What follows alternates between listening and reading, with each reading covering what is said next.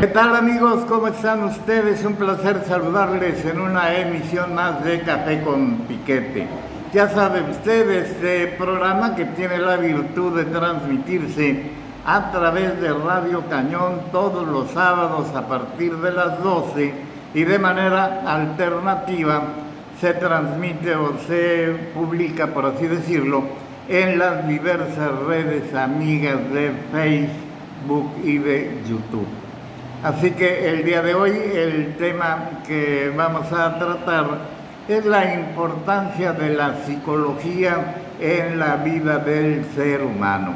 En el transcurso de este programa habremos de entender un poco más para qué sirve esta ciencia.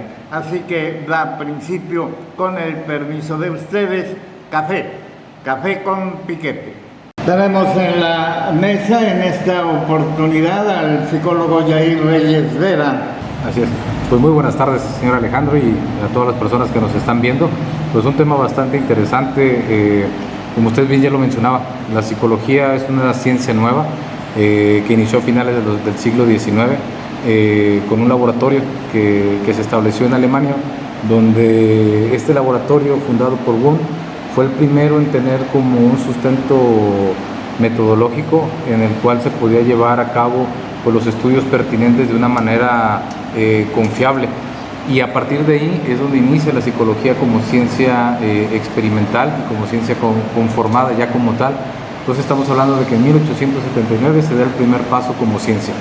Pero previamente a esto hubo muchos siglos donde el ser humano siempre ha tenido la intención de conocer o de saber qué es lo que pasa allá arriba, en la cabeza de todos nosotros. Y ha sido un misterio, o en ese momento era un misterio, porque muchas conductas no se sabían relativamente a qué obedecían esas conductas. Sin embargo, se crearon teorías que hasta la fecha yo las he escuchado todavía nombrar, donde tenía que ver, por ejemplo, una con el tamaño del cráneo. Esta teoría marcaba que entre más grande fuera tu cráneo eras más inteligente, y si tu cráneo era chiquito, pues tu inteligencia disminuía. Así como esas, muchísimas teorías que empezaron como los primeros pasos para poder dar una explicación a la conducta humana. Y de ahí es donde empieza como que esa semillita o esa espinita del ser humano por saber qué es lo que ocurre en la cabeza de cada individuo.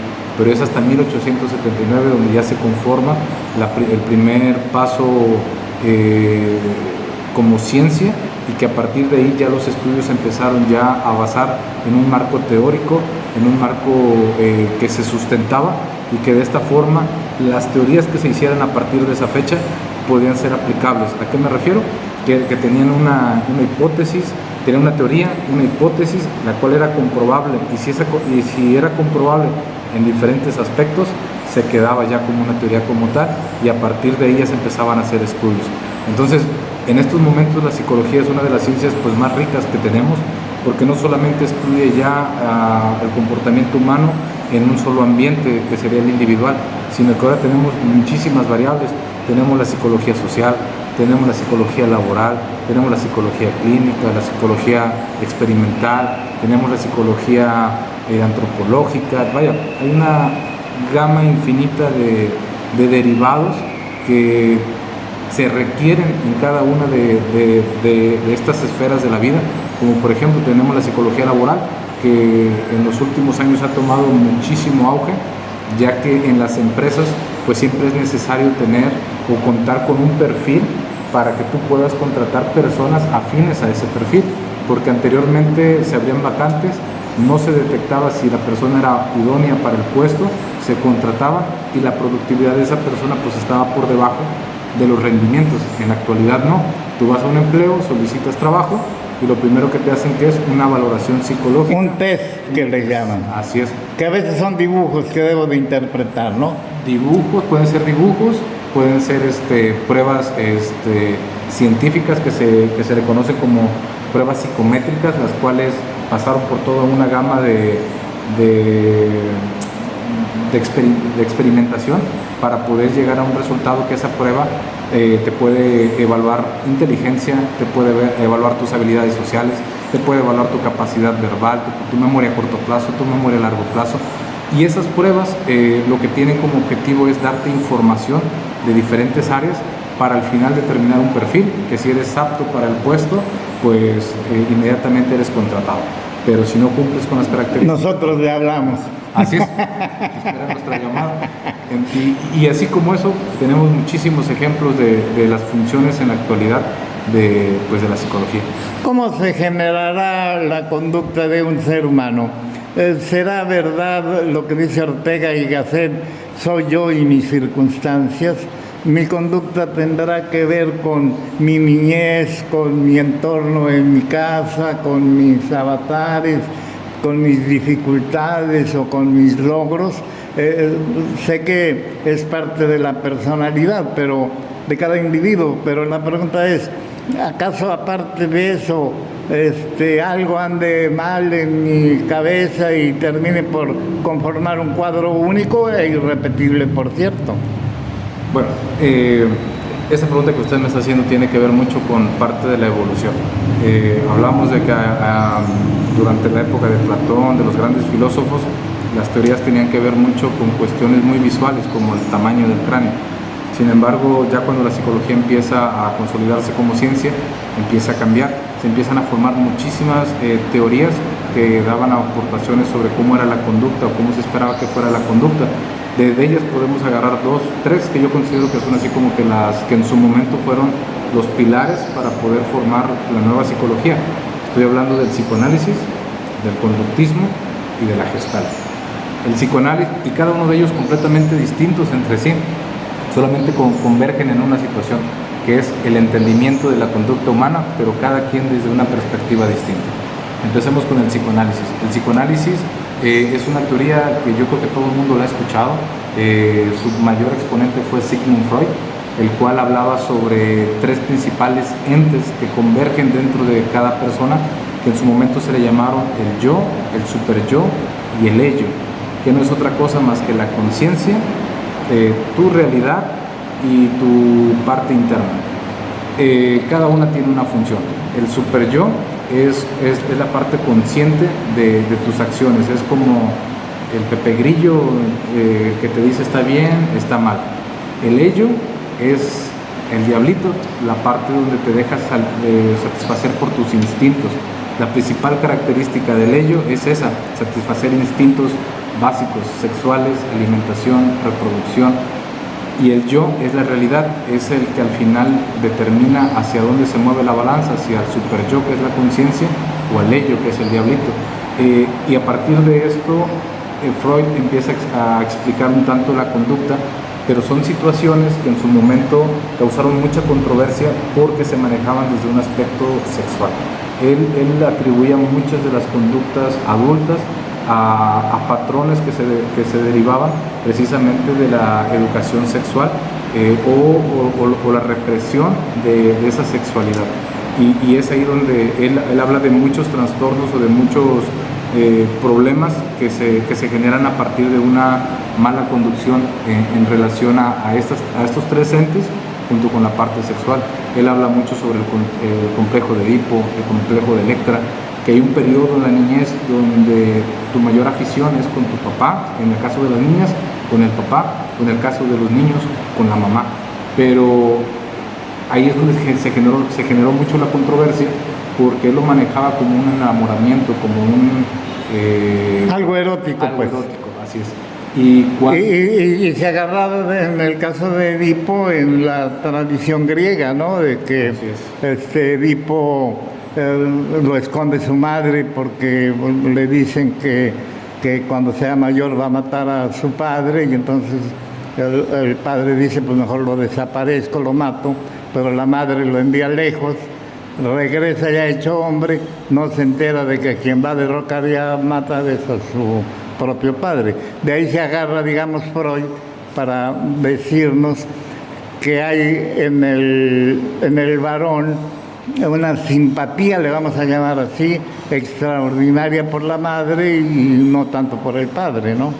Y sí, o sea, de hecho esas leyendas de Edipo y Electra aportan información que se adapta precisamente a esa característica que Freud manejaba en la niñez, pero eso es a lo que hablaba de la evolución, que se queda muy corto esa interpretación de manejarlo como una cuestión erótica nada más, porque en la actualidad esa teoría sigue similar, pero está complementada o enriquecida con muchas más funcionalidades o mucha más información sobre los procesos de desarrollo de los niños, y yo creo que más adelantito los vamos a tocar. También englobas ahí, Yair, el narcisismo, aquel joven que se enamora de sí mismo. De su reflejo, claro, también es parte no de esta teoría.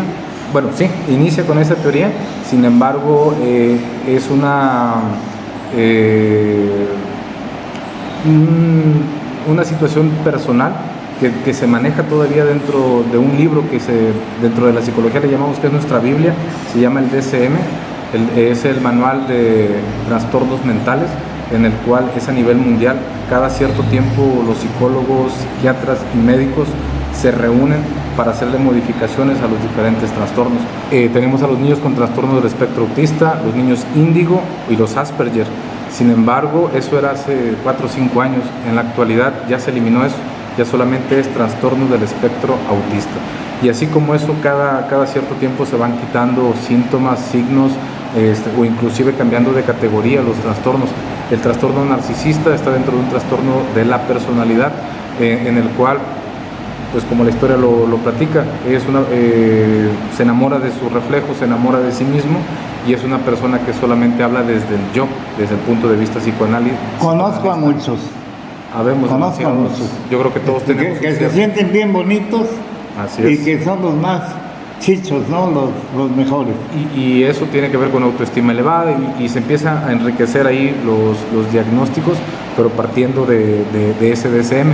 Entonces el psicoanálisis en su momento ha hecho muchas aportaciones a la psicología actual, muchas cosas todavía se conservan, otras ya no se aplican, como por ejemplo lo que muchos todavía pensamos y creemos que a través de la hipnosis puedes tú mejorar ciertos patrones o conductas. Está comprobado científicamente que no, que sí tiene un efecto momentáneo que te durará 2, 3 semanas. Por ejemplo, recuerdo mucho que había casos de personas que asistían con un psicoanalista con esa especialidad para hipnosis, para quitar el tabaquismo, el alcoholismo, la drogadicción, pero se comprobó que los efectos eran muy cortos, o sea, el efecto en la mente era temporal y no era un cambio permanente. Entonces la hipnosis sí tiene sus ventajas, pero es, por ejemplo, como para un proceso interno que viviste de manera muy dura y que de manera consciente se te dificulta poder evocar ese recuerdo, porque también otro de los grandes aportes del psicoanálisis son los mecanismos de defensa.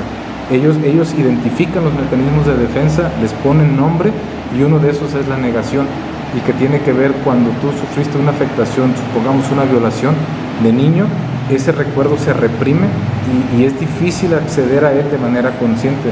¿A qué me refiero? Que si tú te sientas y empiezas a hacer memoria, vas a empezar a tener destellos, pero siempre va a haber una pared que ya no te permite ver más allá de... Como una autoprotección psíquica.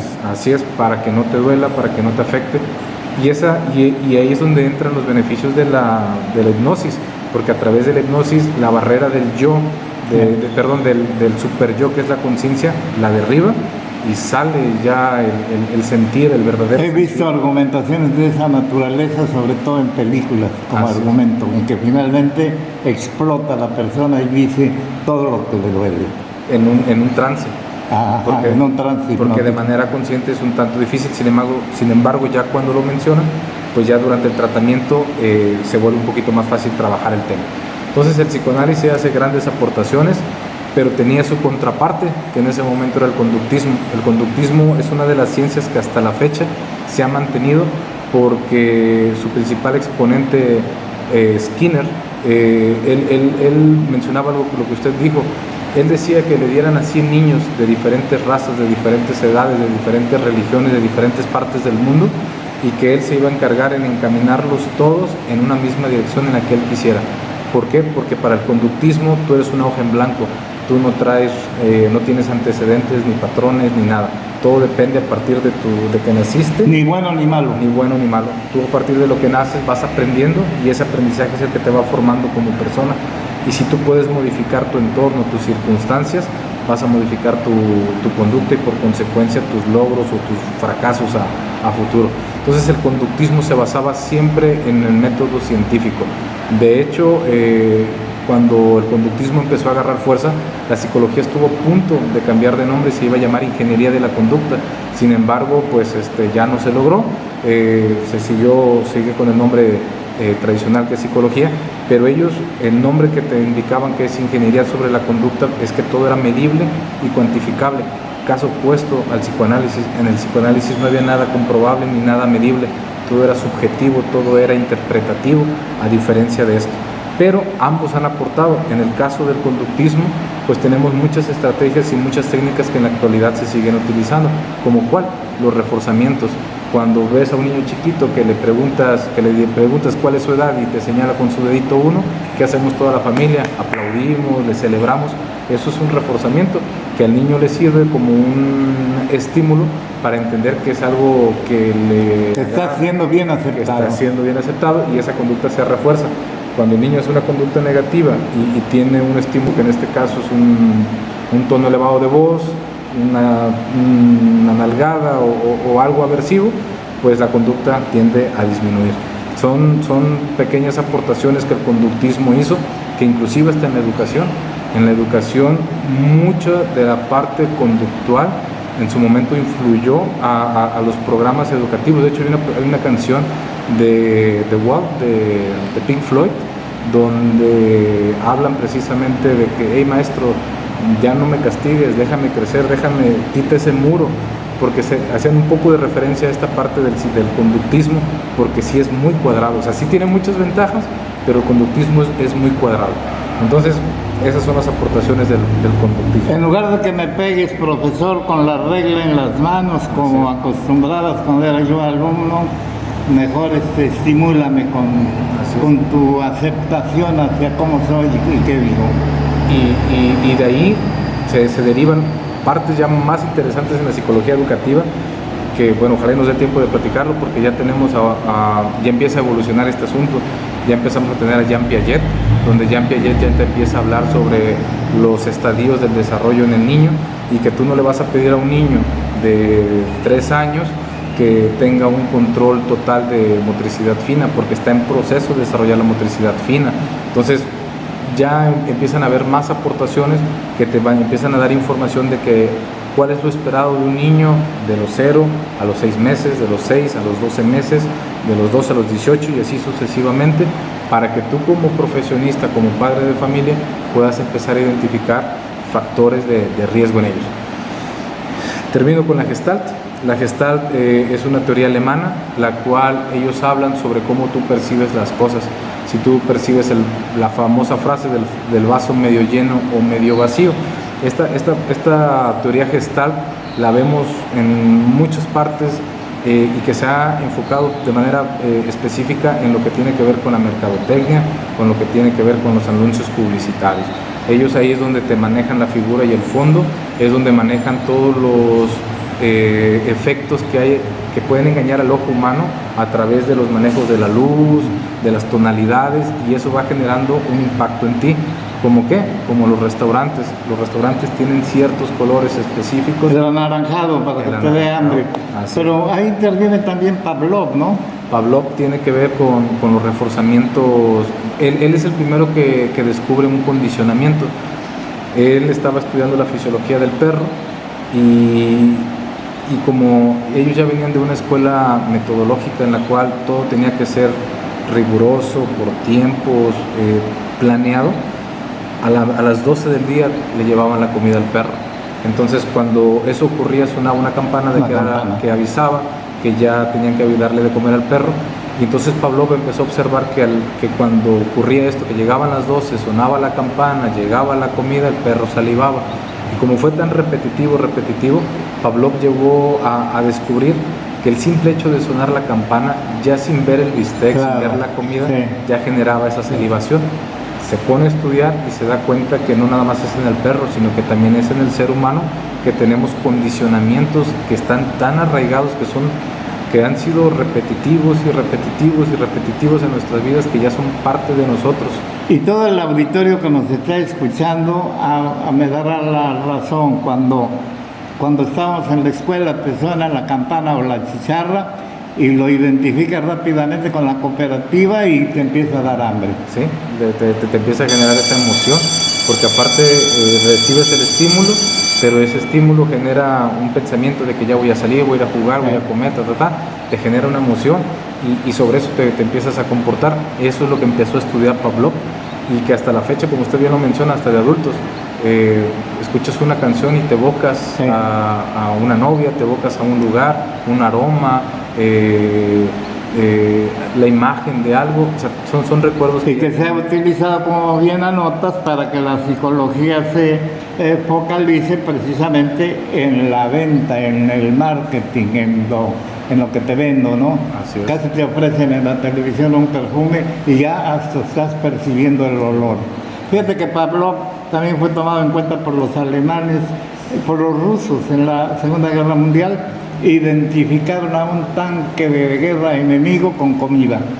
Así que los adiestraron y cuando venían los tanques enemigos, los alemanes, el perro corría hacia el tanque y al tener contacto con ese tanque explotaba porque llevaba a cuestas los explosivos. Una pregunta, de médico, poeta y loco, ¿todos tenemos un poco? Todos. Yo creo que esa es la tercera etapa de la psicología en la que nos encontramos actualmente. Ya hablamos sobre los intentos por explicar la conducta, ya hablamos que hubo teorías muy ortodoxas, muy duras, muy marcadas en su momento y que no permitían, como que se consideraban únicas y especiales y no permitían como que combinarse. Esa fue la segunda etapa. Ahorita nos encontramos en una psicología completamente distinta, en una psicología moderna, en la cual yo puedo agarrar un poquito del psicoanálisis, yo puedo agarrar un poquito del conductismo, yo puedo agarrar un poquito de aquí y de allá, porque al final de cuentas somos poetas, locos y ¿qué más dijo?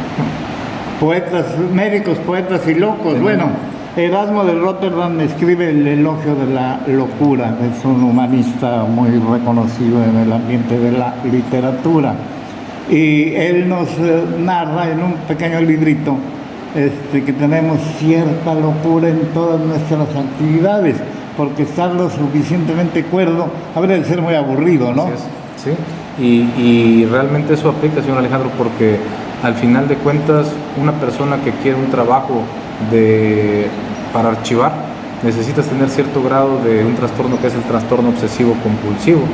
¿Cuál es ese trastorno? Que no puedes tener nada desorganizado, o sea, quieres tenerlo por la A, B, C, D, ¿verdad? O por fechas, o por colores. Y si me veo mucho en el espejo, igual.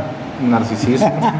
Y así todos tenemos cierto grado de patologías que al final de cuentas, en cierto grado, son buenas. ¿Por qué? Porque te permiten funcionar en la sociedad. El problema es cuando tienes un trastorno obsesivo compulsivo que ya no te permite andar por la calle porque no puedes pisar las rayitas de las banquetas, que no puedes andar por la calle porque si algo no está bien simétrico, te sientes mal, que ya no puedes agarrar una manija porque sientes que todas las bacterias de todas las personas que han agarrado esa manija. Como le pasó a Howard Hughes, que ordenaba que nadie se le acercara a 5 metros. ¿Por los gérmenes, las bacterias? No, porque estaba ya con esa compulsión exacerbada, ¿no? Por el miedo de que lo fueran a contagiar. Digamos que ahora, por ejemplo, tú puedes tener, tú o yo, la manía, si así se llama, de guardar cosas, pero si lo hago de forma exagerada, que hasta la basura la tengo en mi propia casa, como ha ocurrido en algunas personas, pues ahí como que ya estás en otro límite, ¿no?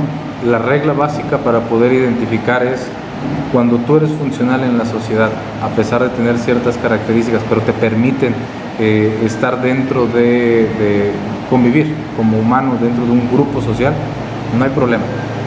El detalle es cuando ya empieza a afectar tu trabajo, tu familia, tus amistades, tus diferentes entornos, tus conductas. Ahí es cuando ya empezamos a hablar de que tienes un problema y que necesitas ser atendido, porque como le mencionaba, todos tenemos un cierto grado de algún trastorno, e inclusive hay trastornos muy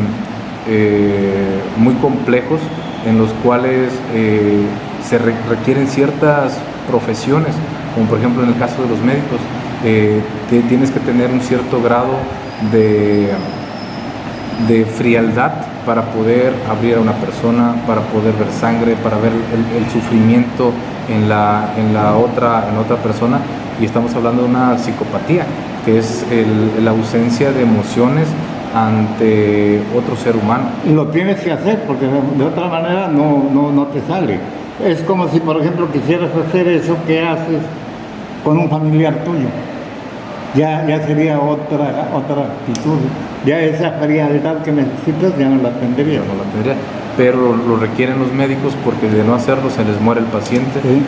Y así como esos ejemplos hay muchísimos.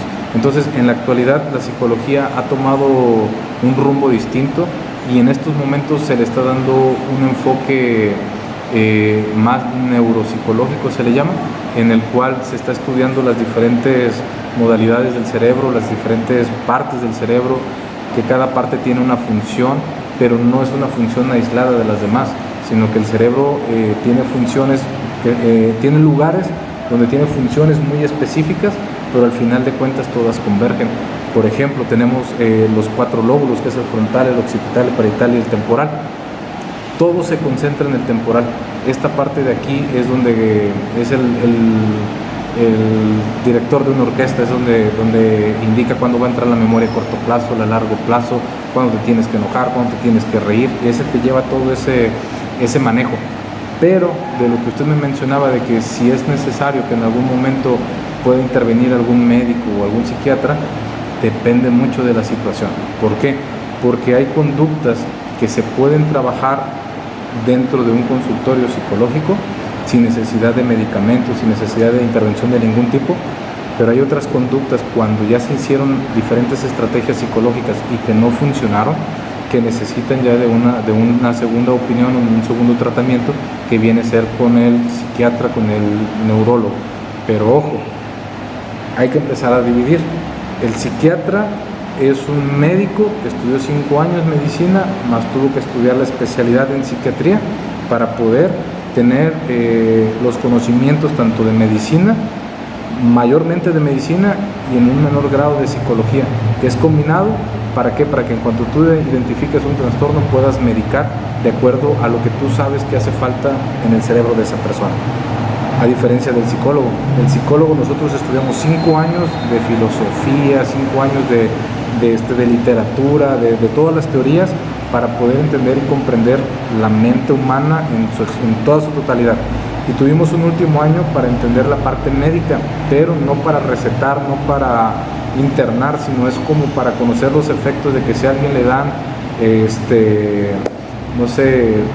un medicamento para la depresión, cuáles son los efectos secundarios que va a tener ese medicamento en la persona. ¿Por qué? Porque luego hay personas que dicen, es que me da mucho sueño, es que me siento así, esa. Tú ya sabes, pides la receta y ves que si es un medicamento para la ansiedad, cuáles son los efectos que él va a tener. Entonces nosotros conocemos lo necesario para poder identificar, pero el psiquiatra es el único que puede diagnosticar. Es un escalón superior. Superior, sí. Y tenemos al neuropsicólogo, que desde hace 10 años para acá los neuropsicólogos han estado como que en el punto intermedio entre el psiquiatra y entre la psicología, porque ellos lo que hacen es que a través precisamente del estudio de la mente, del cerebro como estructura, los lóbulos, las conexiones neuronales, y todos esos procesos internos, a través de eso ellos pueden determinar si la conducta que se está manifestando en un niño es de acuerdo a su etapa de desarrollo. ¿Por qué? Porque todo viene por etapas. Un niño de los 0 a los 6 meses tiene que tener conductas reflejas. ¿Cuáles son? Agarras la manita del niño, le pones el dedo y lo que hace en automático es agarrarla. Le pasas el dedito por el pie y tiene que hacer encorvamiento. Le acercas tu dedo a la boca y tiene que succionar. Son conductas básicas que ya vienen incluidas en el paquete. Vienen de paquete. Pero cuando un niño antes de los 6 meses no te hace eso, es un foco de alarma, y ahí lo que puedes empezar a trabajar es con un neuropsicólogo, porque probablemente tengamos una afectación interna que se ve manifestada de manera externa. Entonces ahí es donde ya empiezan a unirse las diferentes áreas, tanto médicas, las neurociencias y la psicología. Bien, en estos tiempos de pandemia en que ha habido muchas pérdidas, es evidente que no todas las personas tienen la misma resiliencia, es decir, algunos terminan por conformarse, pues llevan el duelo, vamos a decir, lo más normal que se pueda, pero sin embargo hay algunas otras personas que les cuesta mucho más trabajo asumir que papá ha muerto, que el abuelo ha muerto, y el luto se les prolonga de manera incontrolada, podría ser. Ese tipo de personas estarían necesitando la ayuda de un psicólogo. Sí, definitivamente sí, señor Alejandro. Creo que todo esto que hemos estado viviendo por el COVID, aparte de las afectaciones que hemos tenido en cuestión de salud, en cuestión de pérdidas humanas, creo que una de las principales afectaciones tiene que ver con uno de los puntos básicos del ser humano. Nosotros somos seres biopsicosociales. Bio porque tenemos cuerpo, psico porque tenemos mente y sociales porque desde el inicio de la humanidad hemos vivido en conjunto. Muchas de nuestras acciones diarias las compartimos, ya sea con nuestra familia, con nuestros vecinos, con nuestros amigos, con nuestros compañeros de trabajo y así sucesivamente. ¿Qué pasa con esta pandemia? Lo que nos piden es aislarnos, lo que nos piden es alejarnos el uno del otro, precisamente por la complicación de este virus. Entonces, de ahí entrada nos quitan algo que es natural del ser humano, que es el convivir, el estar en contacto con otro ser humano o con otros seres humanos. Número uno. Número dos, se nos complica todavía más porque somos, dentro de todo ser vivo, nosotros nos manejamos por ciclos. Todo tiene un ciclo, un inicio y un final. Cualquier actividad que realicemos así se maneja. Nuestro cerebro está acostumbrado a eso, a iniciar y a concluir, a iniciar y a concluir, a iniciar y a concluir. ¿Y cómo concluyes un proceso de duelo cuando alguien fallece? Cuando vas al panteón, entierras a la persona, lloras, gritas, sacas todo lo que traes. Es una manera de cerrar ese ciclo que en la Gestalt le llamaron cerrar la Gestalt. Pero ¿qué ocurre con esta nueva situación? No podemos hacer esto y muchas personas pueden cerrarlo, sí, porque pueden trabajarlo de manera interna, pero hay otro tanto de personas que no lo pueden hacer de manera tan fácil o tan práctica como los que sí lo hicieron, ¿no? Y es ahí donde sí requieren de apoyo. ¿Por qué? Les voy a poner un ejemplo sencillo. Ahorita estoy platicando con don Alex y si yo tuviese ganas de ir al baño y ya fueran muchas mis ganas, mi cerebro tendría abierta la Gestalt, que es la plática con don Alejandro, otra Gestalt que es estar en contacto visual con ustedes, otra Gestalt que es ir al baño, y si esta Gestalt se empieza a hacer más grande, este proceso, las otras dos anteriores van a empezar a perder interés y me voy a tener que enfocar hasta que no cierre esta Gestalt, de que me vaya corriendo al baño y haga lo que tenga que hacer, voy a poder cerrarla y me voy a poder concentrar en lo que estoy. Una cosa similar es así con el duelo. Mientras tú no cierres esa parte de tu vida, la vas a tener, y el problema es que va como una bolita de nieve, empieza chiquita, se empieza a hacer grande, y el problema es que va a impactar en otras áreas de tu vida, en otras esferas, aunque no lo quieras, porque la depresión te va a llegar al trabajo, te van a encontrar llorando, porque en tu casa te vas a sentir, vas a querer estar acostado, no vas a querer convivir con tus hijos, porque en la parte social ya no vas a querer salir a fiestas, y muchos ejemplos más. Bien. Un amigo le dice al otro, no le he platicado todo al psicólogo, pero ¿por qué? Es que no quiero preocuparlo. todavía usan el diván famoso. Ya no. Bueno, hay personas que sí todavía lo ocupan. El diván tenía una función muy básica, que es el estar acostado, y al momento de tú no tener un contacto directo con la persona, solamente escuchar la voz y estar viendo hacia arriba, eso hacía que tus barreras psicológicas se bajaran, se disminuyeran, y era mucho más fácil que fluyera la parte real, ya no tanto la parte pensada, sino la parte real, y que fluyeran tus emociones. Algunos todavía lo manejan, hay psicoanalistas todavía los tradicionales de la vieja escuela que lo ocupan y funciona, porque realmente sí funciona, pero ya no es algo así como tan usado actualmente. Los nuevos egresados ya no creo que lo estén utilizando, ya van más enfocado a las ciencias ahora. Cuando el programa empezaba a ponerse bueno, mi querido Yair Reyes, se acaba se acaba el programa. Pero si las personas que nos han seguido en este programa llegan hasta aquí es porque les ha interesado. Y si les ha interesado, habríamos de pedirles que recomendaran este programa con sus familiares, con sus amistades, porque acabarían por comprender cuál es el funcionamiento de un psicólogo ante las adversidades del ser humano. ¿Con qué terminamos? Bueno, en primer lugar, pues quisiera invitar a las personas que nos están viendo que nos quitemos un poquito la idea de que ir con el psicólogo es estar mal o es estar loco, ¿no? Lo que usted mencionaba al inicio, hay países europeos o de primer mundo donde la asistencia psicológica es parte de un seguro normal y que así como te enfermas de gripa, puedes tener un proceso depresivo, puedes tener un proceso de ansiedad o viceversa.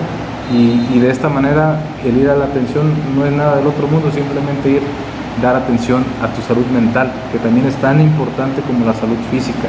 Número uno. Número dos, a los papás o a las personas que nos están viendo, es importante que no podemos andar por la vida diagnosticando, diciendo mi hijo está mal o mi hijo está bien, sin tener como que los conocimientos previos. Los invito a leer un poquito sobre las etapas del desarrollo, que no son tan complicadas. Van a encontrar a Piaget. Piaget sigue en la actualidad como que uno de los principales que aportó mucho en esos estadios del desarrollo. Saber qué es lo que tu niño tiene que hacer a los 3 años, a los 5, a los 7, ¿para qué? Para que tú como papá te des cuenta y puedas identificar si es que hay un foco de alarma para que él pudiera tener una atención psicológica. Y número 3, agradecerle por la invitación. Creo que es muy importante que se abran este tipo de diálogos, ya que a veces en nuestra sociedad es muy complicado que una persona pueda aceptar sus emociones, pueda aceptar sus sentimientos, porque hemos estado condicionados a que, siempre lo hemos escuchado durante toda nuestra vida, los niños no lloran, aguántese como los machitos. Como los machitos, y eso es algo completamente perjudicial para el ser humano. Entonces, ojalá y que más adelante tengamos la oportunidad de seguir enriqueciendo esto, porque la verdad vale mucho la pena apostarle a nuestra salud mental, y más en estos momentos de pandemia. Gracias, muchas gracias por el favor de su atención. Esto ha sido Café con Piquete y por ahí nos encontraremos.